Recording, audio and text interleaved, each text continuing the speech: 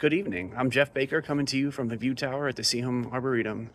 It is Sunday, June 22nd, 2025, and this is my video essay for the final of Environmental Studies 308 National Parks.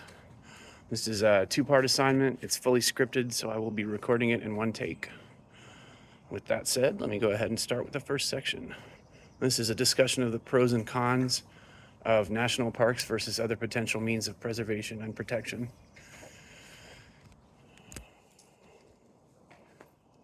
This video essay will rely on the following arguments for the importance of national parks and for a united federal entity with responsibility for managing and protecting them.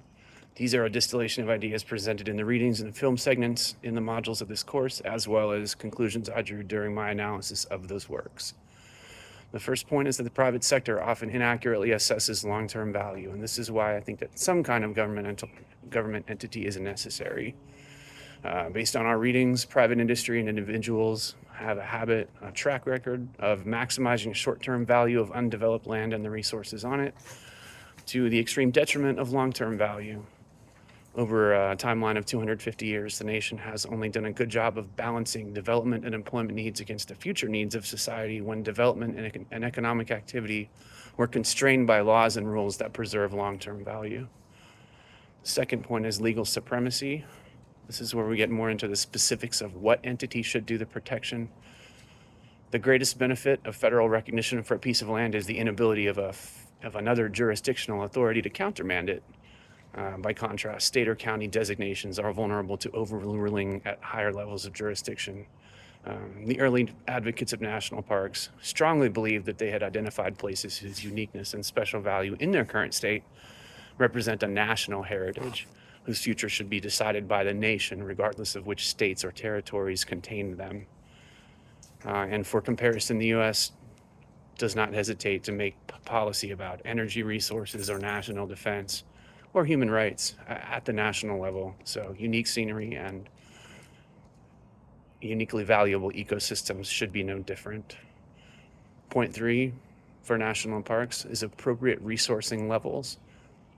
Federal responsibility means greater total resources available and more consistent resourcing levels for parks. What we're seeing right now is a bit of an outlier, and the current situation represents a counterexample, but I view it as an outlier compared to the historical ability and willingness of the federal government to adequately resource the park system. The issues currently at play with the NPS are just as likely to happen at the state level and probably will over a long enough time frame in various places. And for that reason, I believe that federal status still remains the ideal mode of protection for most important sites. Part 4, legislative and administrative continuity. Double-edged sword. Although the tendency of the federal government to move more slowly and enact fewer changes over time does have its drawbacks, it also means that once a site is protected, that action is less likely to be undone by subsequent legislation. The ongoing attacks on the NPS budget and mission, again, are a counterpoint, but this is more a sign of the times where many agencies and programs are facing similar pressure for a combination of fiscal and ideological reasons. And then the final factor here is outreach and promotion. The NPS charter does include the word promote at a national level. The nation identified that it has an interest in encouraging more visitor traffic to these sites so that people can see them, appreciate them, learn about them, and in doing so become more interested in protecting them. So that's the end of my first section. I'll go ahead and move on to the second one. This is the assignment was to pick any article, a recent article about the parks, and interpret it in light of learning in this course. I will be analyzing the editorial Parks in Crisis, which came out in National Parks Magazine, the summer issue published in June of this year, just arrived a few days ago. It is essentially an overview of a timeline of the adverse actions against the NPS since President Trump's return to office. Starting in January of this year, this administration has erratically fired many employees in the NPS and in other agencies, and then rehired some while proposing many deep budget cuts that are still being debated in Congress. Additionally, the future use of lands is in question. There have been proposals to open new leases for drilling and mining, to sell some federally managed lands and possibly reduce monument size, national monuments, and even potentially return some national parks to state or local management. The following responses are informed by the course of study I'm just completing. First of all, NPS personnel cuts are short-sighted and dangerous. As the course readings made clear, park rangers are already spread so thin that even the most devoted and the most competent ones are hindered in their duties by low staffing and often fall prey to burnout over the course of their careers. Any further reduction in staffing levels would mean weaker preventive measures, more accidents, slower response time, and more dead visitors in the national parks. Second point, resource exploitation can be a temporary solution with permanent costs.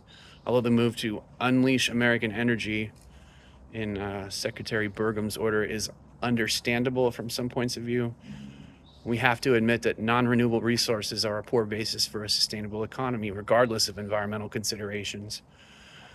With that understanding, accepting the degradation of wildlands, which is likely permanent to some degree, just to enable the economy to temporarily function according to the status quo without any move to reorient our production systems to renewable resources, has no long-term corresponding benefit, and it is therefore an indefensible value proposition.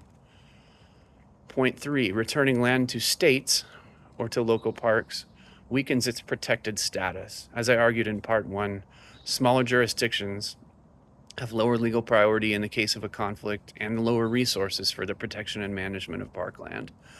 This means that returning land to state and local management is likely to contribute to the degradation of ecosystems and the loss of both protected habitats and spectacular destinations. Point 4, revisionist efforts in the NPS media ecosystem are likely to backfire. Although it is fair and reasonable to occasionally review official education and outreach materials for quote unquote partisan ideology, notable incidents under the Restoring Truth and Sanity to American History executive order have seen unintended consequences of rushed and chaotic implementation, like the deletion of web pages on the Enola Gay bomber that struck Hiroshima. This indicates that the effort has prioritized speed over sensibility and allowed little or no analysis prior to action. As I argued in Lesson 8, deliberation and careful consideration of all inputs are the key to wise decisions, and this order is a good illustration of why.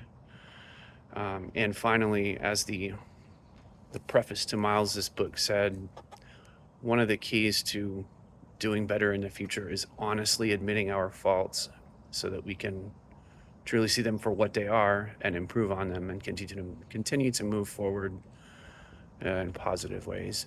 So that's going to wrap up my final. I'll have this submitted in a little bit here. I want to thank you for the oversight in the course. I truly did enjoy it, although it's been a rough year and I struggled to get everything done on time. Genuinely glad that I was able to do it. Thank you.